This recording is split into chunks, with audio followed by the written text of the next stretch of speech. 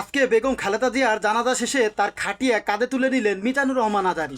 কেনই বা নিবেন না বলেন? বেগম খালেদা জিয়া তো ইসলাম বিদ্বেষী ছিলেন না এবং আলেম বিদ্বেষী ছিলেন না। তিনি কখনোই তার জীবন দশায় কোনো আলেমকে নিয়ে বিভ্রান্তকর মন্তব্য করেনি। তিনি আলেমদেরকে প্রচণ্ড রকম ভালোবাসতেন। দেখেন, বেগম খালেদা জিয়া এমন একজন নেত্রী ছিলেন যার শূন্যতা বাংলাদেশে প্রতিনিয়তই থেকে যাবে। বেগম খালেদা জিয়ার বাসা ফিরুজায় যখন অবরুদ্ধ করে রাখা হয়েছিল ট্রাক দিয়ে, বালুর ট্রাক দিয়ে, তখন বেগম খালেদা জিয়া তার বাসা থেকে বের হয়ে একটা কথাই বলেছিলেন যে আপনারা যেভাবে আলেম ওলামাদের উপরে অত্যাচার করতেছেন, আপনাদের উপরে আল্লাহর গজব পড়বে।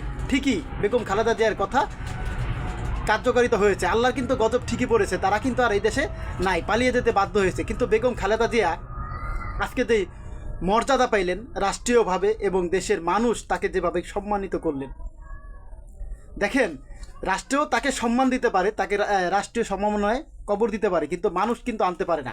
কিন্তু লক্ষ লক্ষ মানুষ বেগম খালেদা জিয়ার জানাজায় গিয়েছেন এবং তার জন্য কেঁদেছেন, দোয়া করেছেন। বেগম খালেদা জিয়ার একমাত্র পুত্র রহমানের চোখের দিকে তাকানো যাচ্ছে না, তিনি এক প্রকার পাথর হয়ে গিয়েছিলেন। মা তো মায়ের শূন্যতা কখনোই কিন্তু পূর্ণ হয় না।